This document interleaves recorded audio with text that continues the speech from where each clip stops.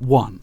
Back in '94, I was working a crap job like most of us were, and I'd been hanging out a lot with this guy Ken. Good dude, bit chaotic.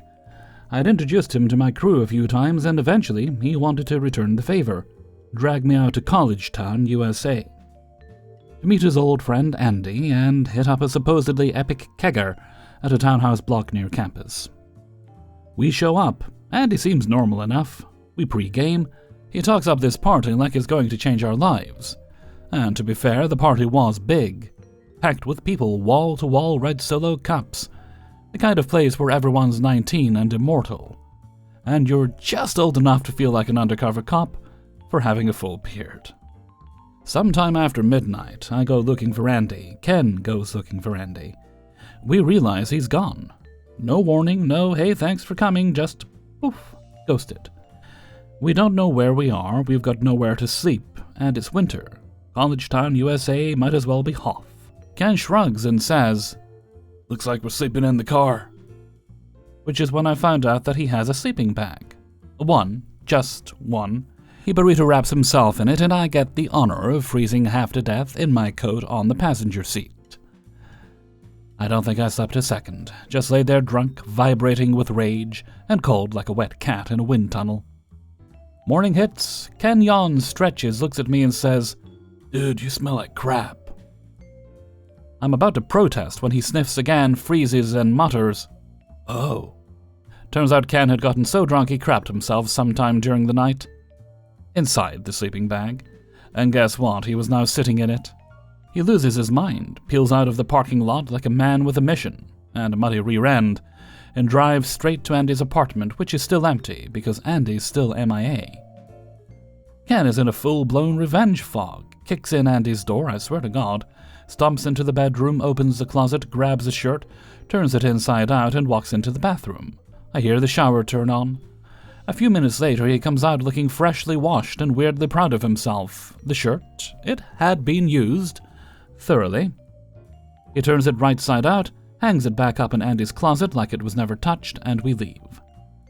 I never saw Andy again, and if he ever wore that shirt again, well, let's just say he got what he gave.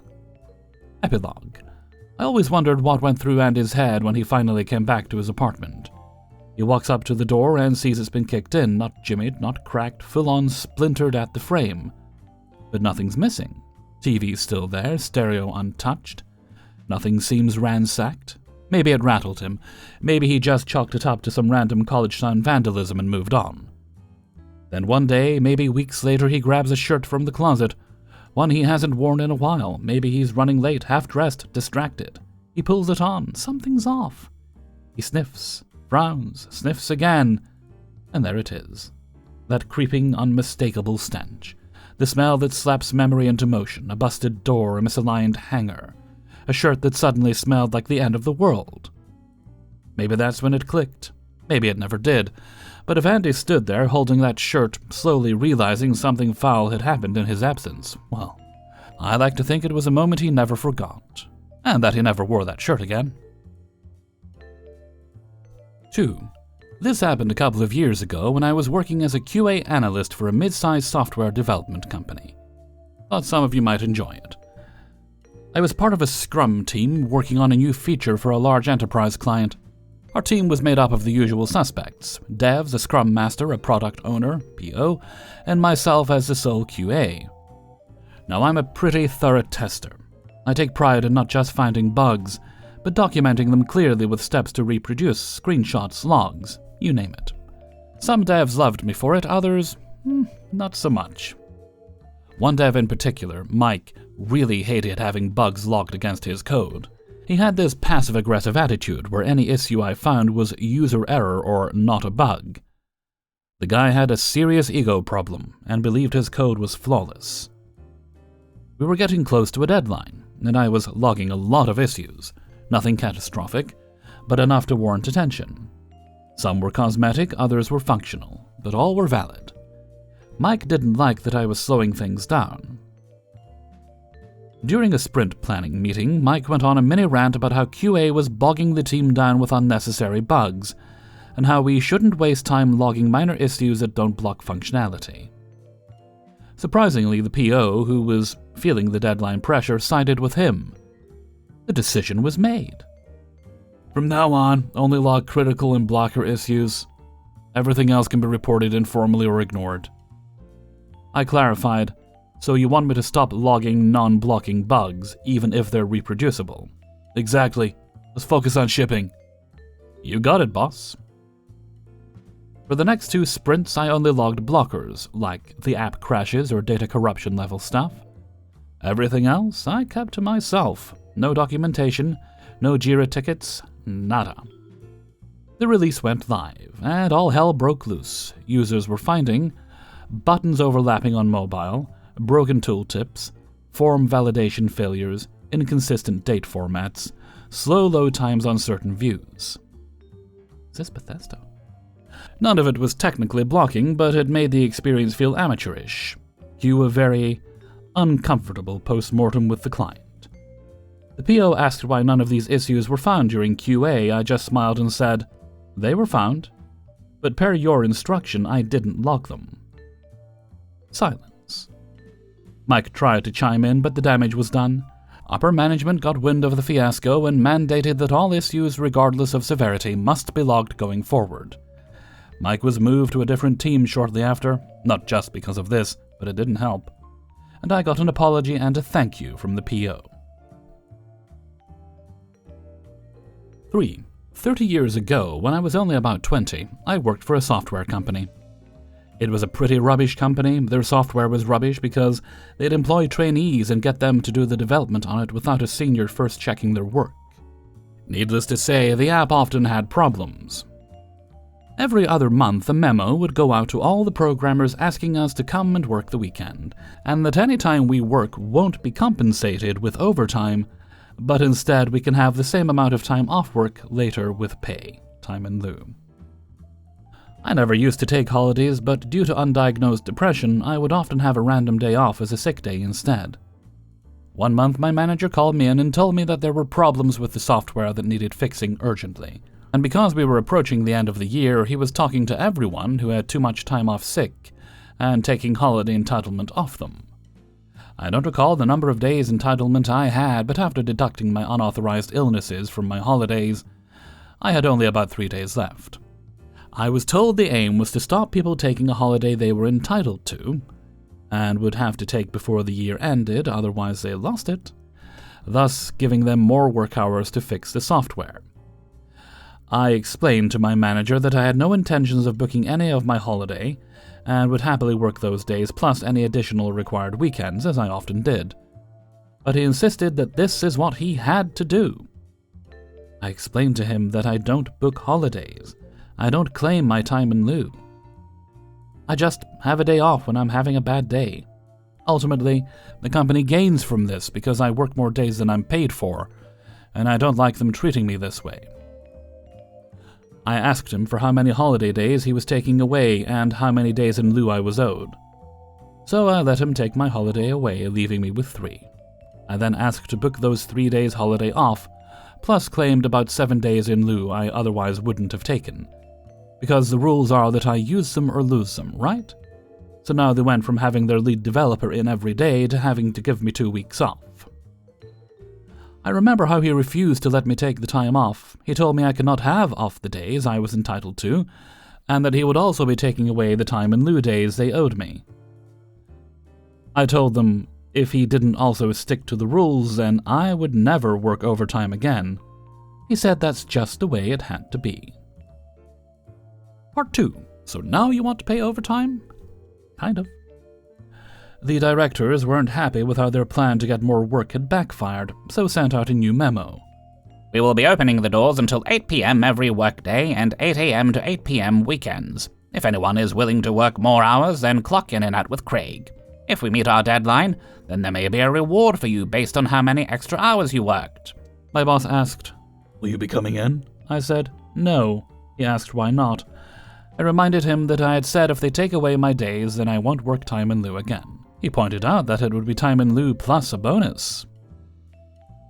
I pointed out that not only does it not say how much the bonus is, but it only says we may get the bonus, and then only if we meet the deadline. Far too conditional for overtime pay, so I declined. Lots of people worked lots of hours over the next week or so. One guy worked an additional 60 hours. They met the deadline, and there was indeed a bonus. For each hour they worked, each employee received a lottery ticket. At the time, they cost £1. The guy who you had to clock in and out with was working 12 hours per day, 7 days a week. He came over to gloat at how many lottery tickets he had. He said, "Potentially, they've given me millions." I told him not only have they paid you £1 per hour overtime, which is less than half of what I got as a child working in a supermarket, they have not even allowed you to choose what to spend your money on. One person won £10. I am the only one who conformed to the requirements being forced on me. Everyone else allowed them to take days away and still didn't claim their remaining owed days in lieu. And I'm the only one who didn't get ripped off. Yes, I did laugh at everyone. 4. I started working for a non-profit in 2019 after being a volunteer member since 2000. It was supposed to be temporary for 3 months or so, but the non-profit dragged their feet hiring a permanent replacement. I'm fairly well off, not filthy rich but debt-free and comfortable, and didn't need the money, so I never billed for my hours after working 15 months full-time. It was supposed to be $25 per hour, Canadian currency, but I was willing to work for free if they just found a replacement in a reasonable time. They were pressuring me for an invoice, so I finally invoiced them for 40 hours a week for 15 months, and it was about high 60K. They were livid for a variety of reasons I didn't understand. They accused me of lying about my hours because I was a new father and my wife had gone back to work after maternity leave, so there was no way I could have worked that much. When I told them I had my son in daycare instead of staying at home with him, they sarcastically said, "Now you know what it's like to work an actual job like the rest of us." They were mad that I wasn't volunteering my time anymore like I used to.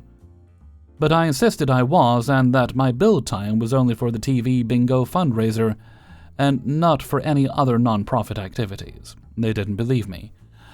I tried to tell them my hours were actually more than I billed for, and my hourly rate is greatly reduced compared to what I normally charge for all the work I was doing. IT, e-commerce, web design, marketing, HR, operations, bookkeeping, TV production, etc. But they said they didn't care about the rate reduction. They insisted that I charge my normal rates for my actual hours and then deduct 10 hours a week for volunteering, which is about 10 times more hours than any of them volunteer for. Okay, bet. I started charging them $40 to $125 per hour depending on the task. I recorded all my tasks and hours in great detail. I charged for my time I spent doing what was normally volunteer work for the nonprofit. Then I finally deducted 10 hours a week. I was billing an average of 50 hours a week after the volunteer hours were deducted. I also took the opportunity to start hiring more people under me on their dime, so I could work way less than I did in the first 15 months, but still get paid the same, if not more. They couldn't say anything because it was what they had asked for. I was billing $1,000 a week before malicious compliance, then about $3,000 a week after malicious compliance, which I started trimming back down closer to $1,000 a week after cutting my own hours. These guys kept doubling down and accusing me of incompetence and fraud over the next year and a half that I continued working, but I didn't care anymore. They turned my passion into a crappy job that I didn't need. So I stayed until all my amazing employees were hopefully set up for success, and wrote that nonprofit out of my life for good. I didn't feel any guilt over being paid for my time with them because I had raised more money for them in 30 months, 30 million gross, about 20 million net, than they had raised in the 100 years before then. 5. A few years ago, my mother-in-law flew in from across the country to visit my fiancée, now wife, and I for a week. We live in an apartment in a busy part of downtown Vancouver. Garage opens up into an alley right next to the entrance of a liquor store. We are often blocked in by people when trying to get home or leave. We've gotten into a few screaming matches with people before, but this one was my favorite, or the worst. We were coming back pretty late in the evening, maybe around 8 or 9 p.m. This guy, Christopher, had parked right in front of our garage door and went into the liquor store to buy some booze. When he came back out and saw us in our vehicle waiting for him to move so that we could park and be home, he made some snotty comment that we couldn't hear while still in our vehicle and got into his car. We thought he'd drive away, but he just sat there, opened a "Hey y'all," and drank it while looking at us and laughing. I got out of the vehicle, walked over to him and politely, I've gotten into too many screaming matches and just wanted to get home, and also didn't want my future mother-in-law to see me get angry. Asked him to move so we could get inside. He basically responded by telling me to go F myself and that he'd do what he wanted. I tried to explain that he was blocking our garage and asked him if he could move up a bit so that we could get in. This escalated really quickly. He got out of the car and really into my face. I, still not wanting to play out this situation in front of my future mother-in-law, stayed calm and just kept asking him to get back into his car and leave. Eventually, he started pushing me, clearly trying to start a fight. I called the police. While I was on the phone with him, he had put himself and his face centimeters from mine. I stepped back and put my arm out while still on the phone, and he walked into it. He started screaming about how I was assaulting him and how he needed police help. Because we were right downtown, the police arrived within a minute from when I had made the call, still on the phone with the operator the whole time. As soon as they arrived, he changed his tone and attitude completely. He started telling them a sob story about how I had approached him in his vehicle and threatened him. Luckily, my fiancée and future mother-in-law were still in the car and completely backed up my story. He was also parked illegally in front of my parking garage, so the police quickly took my side and demanded that he leave. As he got back into his car, the police noticed the can of "Hey y'all" in the console, "Open container, bro," and immediately got him back out of the car and demanded that he perform a breathalyzer test. Unfortunately, he had finished the can before getting out, so he claimed that he had found the can on the road and was planning to bring it in for the 5-cent deposit. His alcohol was also below the legal limit for driving, so the police couldn't do anything to charge him with a DUI. The police stayed until he left, but the last thing he did before driving away was to throw his business card out the window at me and ask, "You don't even know who you're messing with." I picked it up as he was driving away, already starting to plan my revenge, although with no idea what I could do with this information. The next day, I looked Christopher up. Turns out he was a freelance graphic designer. Oh God, no, not a graphic designer, anything but that. He had his own website with a bunch of his completed projects and his full PDF downloadable resume. I downloaded his resume and got to work. I started applying for jobs on Christopher's behalf. I had his real phone number, real address, and real resume. He applied to every McDonald's in the area, Starbucks, TNT, grocery stores, movie theaters, literally any minimum wage job that I could find with a quick and easy application process. I must have applied for over 80 jobs for him, all using his real phone number and real resume. I kept this up for a few weeks, searching for more jobs whenever I had some free time. Unfortunately, I never got to see his face as he started getting callbacks. He was truly more than qualified for any of these jobs. But I like to think that for a month or two he would receive phone calls throughout the week asking to set up job interviews, thinking that it was for his graphic design work, only to be told that it was for a McDonald's, or Wendy's, or whatever. A few months later, I went back to his website thinking that I'd start the process again. He pulled that crap in front of my fiancée and future mother-in-law. I was salty. But his website had been taken down, or moved to a new URL. Oh, I'm sure it could be tracked down. Hey everybody, Hellfreezer here, and thank you very much for listening to Revenge is Ice Cream, episode 418, and thank you very much to everyone who allowed me to use their story. If you'd be so good, I'd appreciate a like, and do consider subscribing before you go. If you would like to support the channel, the Patreon is linked in the description, as is a link to my merchandise store. If you support me on Patreon, you get early access to the videos on Monday at once. Okay, that's the business out of the way. Let's move on to Hellfreezer's question of the day, and today's question is: do you ever wonder how some companies stay in business in spite of the fact that they're clearly 100% incompetent at what they do? I'm speaking specifically, and I'll name them, about British Gas. That's the company I'm with for my gas. And yes, I know they're terrible. Those of you who live in the UK are typing in the comments right now, you ought to switch. And honestly, I would switch. I'm kind of planning on switching.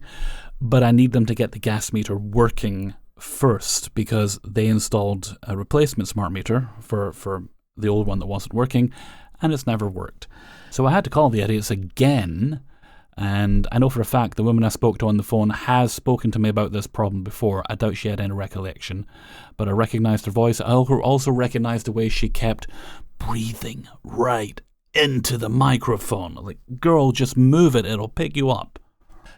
So companies that bewilder you as to how they stay in business, feel free to comment below. And with that, let's take a look at the answer of the day from a previous video. And this one came from Revenge's Ice Cream 324, and it was about things that are broken in your house that you know you should fix, but as they're not a major inconvenience, you're like, okay, I'll get to it eventually. And today's answer comes from, let's see, Raven Fox. One of my toilets. I could fix it, but I procrastinate. Plus, there's an injured bird convalescing in there. Well, this was quite a while ago. It was about a year or so ago, this answer, Raven, so I hope the birdie's okay now, and that you were able to get the plumbing fixed. With that, I'm going to head off for now. So until next time, thank you very much for listening, and take very good care of yourselves.